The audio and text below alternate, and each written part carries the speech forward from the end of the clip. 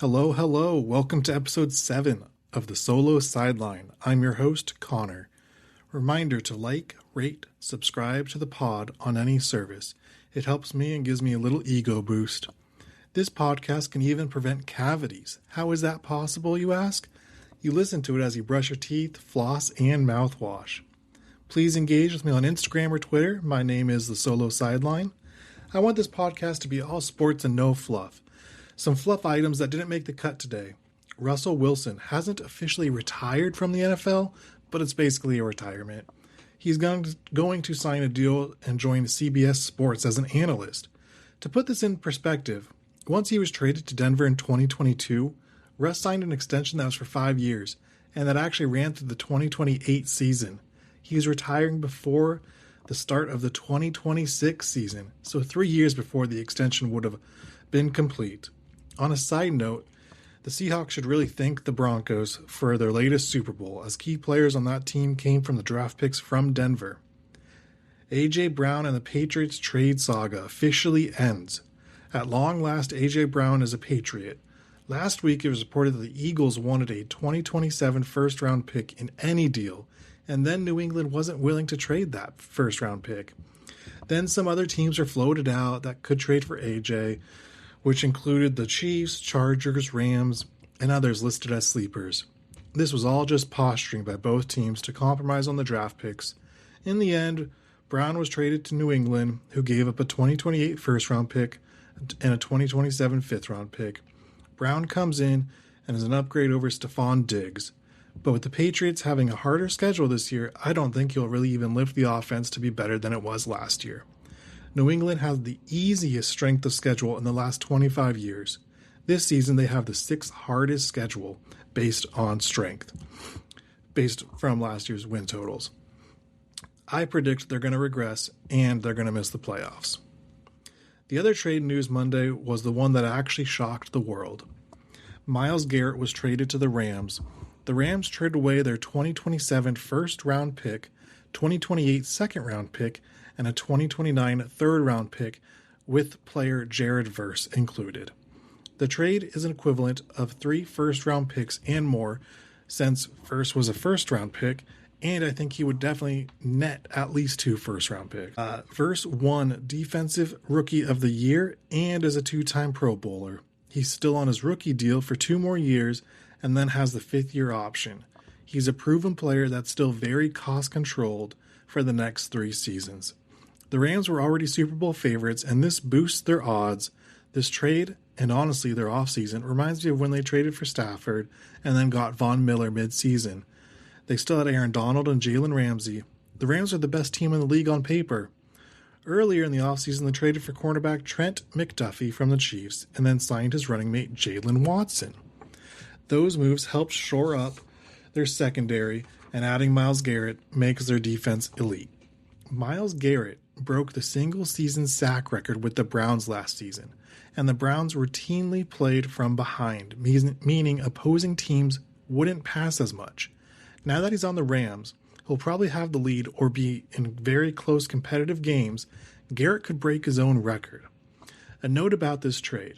The trade doesn't happen if the Rams don't draft Ty Simpson 13th overall in the draft. They are trading away the ability to draft a quarterback of the future for Garrett and wouldn't have pulled the trigger if they didn't believe in Simpson. The draft selection of Simpson was a head-scratcher for many at the time, myself included. But now it makes sense. Hindsight's really 20/20. Health is their biggest concern, though, with Stafford, Adams, and Garrett all in their 30s. Jaxson Dart introduced President Donald Trump in New York for a rally. His teammate, Abdul Carter, posted on X saying, quote, "Thought this shit was AI. What are we doing, man?" This story has captured ex-players, reporters, and the media's attention. Most of the time, team drama, a teammate's contract, or negotiating, holding out, political views, all of them are dealt internally among the coaches and players. But since the leader of the defense called out the quarterback publicly, this is the offseason, so the news cycle's super slow. The story blew up. Carter spoke to reporters and said any player of the Giants doing something publicly represents the Giants brand by his actions, especially the franchise quarterback. And Abdul needed to stand on his beliefs. Since then, he and Jaxson have talked and are publicly saying they are good. Dart addressed the media and said his love for the country and his own family history in the military has always led him to respect the presidential position, regardless of political affiliation. The Giants as a team had a lot of honest conversations and will keep that internal. Probably the right call at this point. Another news piece about the Giants, though. Odell Beckham Jr. is back in the blue after being traded away 7 years ago. Odell wanted to come back to New York and play for the team that drafted him. Will he impact games much? Probably not. He also signed a minimum contract, so he could be a cut candidate. But it is the nostalgic memory of the one-handed catch against the Cowboys that propelled him to superstardom, the Madden cover, and his dad posting a clip of Baker Mayfield missing him once they were on the Browns together. Good memories. I mean, his brother Cordell might actually be more famous than he is now, being on Love Island and all. And let's end the minor NFL stories with Rashee Rice violating his probation and being sentenced to serve his 30 days in jail now. He had previously pled guilty from a March 2024 incident where he fled the scene of a high-speed multi-car crash in Dallas. He was suspended 6 games by the NFL last year for that incident and was ordered to serve 30 days in jail as part of the legal sentencing. Now, those 30 days that he was sentenced was at his discretion originally. But since he tested positive for THC while on probation, which violated the terms of said probation, the court revoked the flexible jail time and ordered him to serve it immediately. To make matters worse, he had undergone a knee surgery just a week prior to being sentenced to jail time. So now he's in jail, which prevents him from doing the usual team-supervised rehab on his knee. This latest issue could force the NFL's hand to suspend Rice again. The matter is complicated since testing positive for THC is not a violation in the NFL, but violating your probation and serving jail time is not a good look for the NFL. Rice is on the last year of his rookie deal, and the Chiefs will not be extending him before the season. I think they are a little exhausted of his continuous off-field issues. I mean, it makes for good news, but as a team, I would be at my wit's end with him. And my talk about Giannis being traded to the Cavs last week has now had cold water poured all over it. NBA insiders all think Giannis will be traded to Miami since that is his preferred destination. Unlike other professional sports, the NBA star players have some power over where they will be traded. In part, this is due to most of the star players asking to be traded with 1 or more years remaining and then a player option, and that they can then decline that player option and become a true free agent. Another part is the NBA teams know that players talk, and in order to stay attractive as a free agent destination and not have pissed off agents or players, the GMs usually trade the player to a team that's on their list. If a player is a franchise player like Giannis, then the feeling is the Bucks will do right by Giannis and trade him to the team he prefers to go. Rumors are he wants to go to the East Coast, since that is a shorter trip to Greece, which is his off-season home. And Mitchell Robinson, the Knicks center, broke his pinky and has surgery on it. Now the Knicks made the finals. The interesting part here is he didn't break his finger during practice or a game. It is definitely more interesting when the Knicks let it be known publicly that the broken finger did not occur during team activities, but led us to believe it happened during Robinson's personal time. I don't think the injury will really impact his effectiveness, but it would be more concerning. It's more concerning now that they have to face the Spurs and Victor Wembanyama, because Mitchell Robinson will be able to bang with Wemby when Cat's on the bench, get a little physical with Wemby, make him exert some more energy on the offensive side of the game. So maybe his defense will take a little bit of a hit. So those are the fluff items. We're going to talk about the NBA anti-tank rule. Last week, the NBA Governors Board approved what they call the 3-2-1 lottery system. This is going to hopefully stop teams from actively tanking during the season and especially at the end of the season, with hopes of receiving a higher draft pick. The lottery has been expanded from 14 picks to 16, which then flattens the odds of receiving the top pick naturally. And actually, this new system penalizes the 3 worst teams in the league with lower odds of the first overall pick. Historically, the worst 3 teams each had a 14% chance of winning the first overall pick. From there, it goes to 11.5%, 9%, all the way down to 0.5%. Now the 3 worst teams only have a 5.4% chance of winning that top pick. And the teams that end 4th through 10th now have the best odds at 1.8% each. The trickle effect of this is draft picks now have an adjusted value assigned to them. Regarding trades, a team that is expected to be one of the 3 worst teams next season will now see their draft pick value decrease, while a middle-of-the-road team has a better trade asset. The same team can't win the lottery in back-to-back years or pick in the top 5 for 3 consecutive drafts.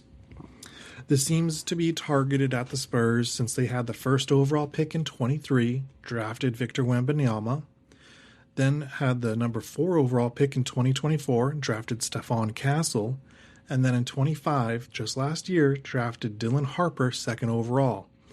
As you know, they are the 2nd seed and now in the finals, mostly due to those 3 players. This seems to be an overstep in my opinion. Sure, the Spurs benefited from the 1st pick, 4th pick, and then the 2nd pick, but what if a team won the 5th pick in back-to-back drafts and then can't get anything in the top 5 or get a top 5 pick in a weaker draft class, and the following year is a stronger one?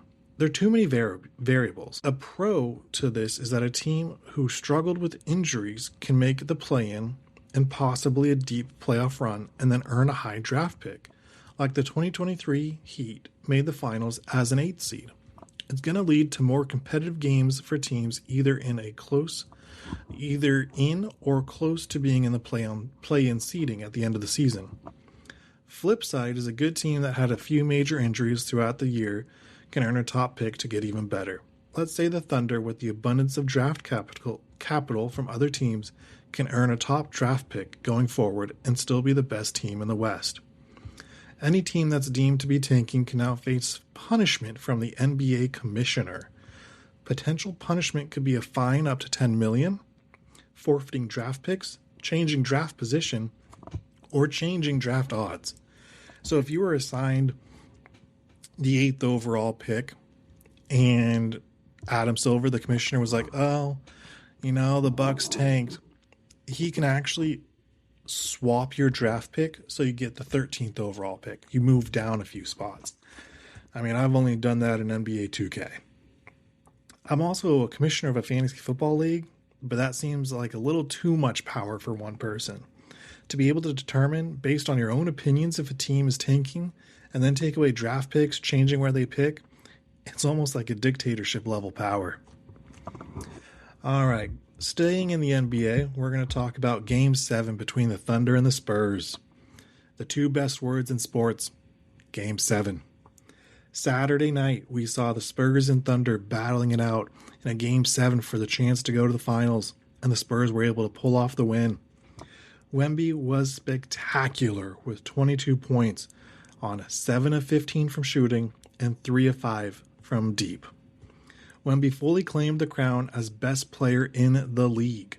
He led his team to a win against the defending champs and the back-to-back MVP in just his 3rd year. All the Spurs starters scored double digits, and so did their 2 main bench players. Meanwhile, the Thunder were led by Shea, who had 35 points with 12 of 21 from the field and 2 of 5 from deep. Shea also had 9 assists. His second quarter was a masterclass, and he displayed why he was the back-to-back MVP. Only one other starter scored double digits, but 3 bench players scored in the double digits. The bigger Thunder storyline is Chet Holmgren. Chet played 33 minutes, took 2 shots, made one of them, and ended the game with 4 points, 4 rebounds, 2 blocks, 2 steals, and 2 turnovers. Now, that stat line of just taking 2 shots and making one of them is a little bit misleading. Chet actually started the game taking 2 of the first 3 shots for the Thunder. So in the first 3 minutes, those were Chet's 2 shots. The other 45 minutes of the game, Chet didn't attempt a single shot. That's not good, especially since he signed a rookie max extension last offseason, meaning he's going to be earning $41 million next season, which is 25% of the cap. And every year it's going to increase up to $54 million in the 2030 to 2031 season. That's a lot of money for a guy who seemed afraid to shoot the ball. The Thunder are going to have to look at their young core and determine who's going to be dangled in trade talks. Chet for Giannis could be appealing and maybe the best package Milwaukee can get back. For all the flack I'm giving Chet, he just turned 24 in May, so his best years are definitely ahead of him. But for the Thunder, who thought they were going to be a dynasty and had the pieces to go back-to-back, a win-now move may be needed. The Thunder also have 14 first-round picks from 2030 through 2033. And it may be time to use those picks to trade for a proven player to help them win now. On the other side, the Spurs have their core locked up and look ready to be the next dynasty. They can run it back mostly, and their 2 biggest free agents just played a combined 3 minutes in a critical Game 7. They aren't going to be losing too many players in free agency. They may be able to upgrade their depth pieces or add a star by moving on from De'Aaron Fox, since they could replace him with Dylan Harper, who's just a rookie but already looks like a veteran out there. The lights aren't too bright for him. They could trade Fox in a package for a player that better fits their timeline and isn't a guard. So an elite wing player or a high-volume shooter. Some names could be KD, Michael Porter Jr., Trey Murphy, or Lauri Markkanen. KD doesn't fit the timeline, but he's a plug-and-play player. The rest are just high-volume three-point shooters who add length to an already great defensive team. This is all hypothetical at this point, as neither the Spurs or Fox have implied a trade is coming or want one. And the Spurs are a franchise that have dealt with great players coming off the bench in their past. Think Manu Ginobili, who actually serves as a special advisor to the team currently. The rest of the Western Conference teams should come away from this series realizing they need to get better to compete on the same level as OKC and the Spurs. Both of those teams will only get better since their cores are young and not even in the prime yet. Even if the Thunder keep Chet, hopefully he takes this experience, grows from it, learns from it. So we will see. The NBA Finals start today. If you're listening on Wednesday, the Spurs are going to be hosting the New York Knicks. These 2 teams faced off in the finals back in 1999, which is the last time the Knicks made the finals. The last 8 seasons, including this one, will feature 2 teams that weren't in the finals the previous year, meaning we're going to have a new champion for the 8th straight year. To put that in perspective, LeBron went to 8 straight finals, 4 with Miami and then 4 with the Cavs. Pretty impressive if you ask me. Now back to this NBA Finals and how I think the teams match up. These finals are significant for both teams. For the Spurs, this could be the start of a dynasty. This team is young. They are just doing their first playoff run together. In the NBA, young teams or players have to experience failure, then build on top of that to go further the next season. If the Spurs win the championship in their first playoff run, and with their core being young and locked up, contractually for years, this is their chance to be ahead of the schedule and start winning rings. Not just a ring, multiple. If the Knicks win, the players on the roster led by Jalen Brunson will be etched into Knicks history forever. Everything's bigger and better in the Big Apple, and being a Knick is no different. Sure, New York has football, baseball, hockey, and other professional sports teams, but they are really a basketball city. It is called the Mecca of basketball for a reason.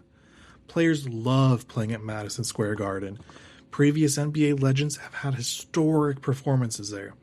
That arena has a lot of history in it. These two teams have played 3 times this year in the regular season, with New York winning 2 of them. Going back to the Mitchell Robinson injury, this is a matchup that I think the injury is definitely going to matter the most.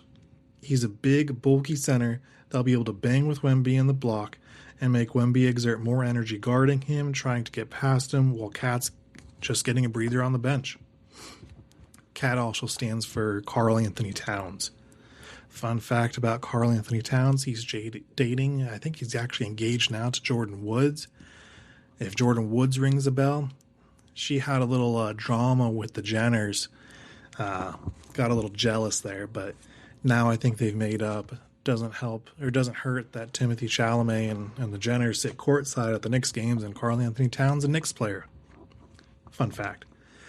So with Cat being able to get Wemby to play more outside, since Cat can hit the 3 ball, which will open up the paint for other players, this is a huge advantage for New York.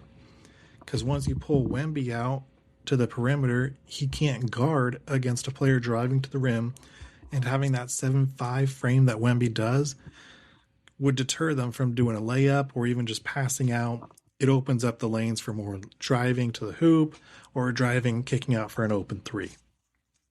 On the other side, Stephon Castle just had a defensive masterclass against Shea, who shot only 39% from the floor when Castle was his primary defender. Now, in part, that was Shea driving to the basket and then looking to pass instead of score due to Wemby in the paint, and that impacts his decision-making and tendencies. Jalen Brunson and SGA aren't the same player, but they're similar enough. A small but possibly significant factor is the Knicks coming off 9 days of rest. They could be rusty like we saw early on in Game 1 against the Cavs. On the flip side, did San Antonio just slay their dragon, beating OKC and winning the West? Will they have an emotional hangover, which will allow New York to split the home games early on? Side note, as I talked about last week, Mike Brown was previously the coach of the Kings, who, at that time, had De'Aaron Fox, and Mike Brown should know his tendencies and ticks. My official prediction for the finals is the Knicks win in 6. I think the Knicks have the experience, they have the conference finals, and lost. And now they built on that and are ready for the finals. They have the rest and health advantage, and the fact that Wemby won't be able to camp in the paint will be huge.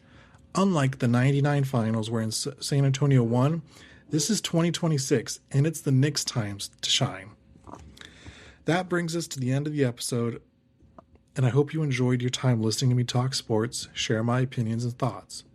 Don't forget to click subscribe on Spotify, Apple Podcasts, and other streaming services. Find me on Instagram and Twitter at the Solo Sideline, and I hope you tune in next week for the next episode.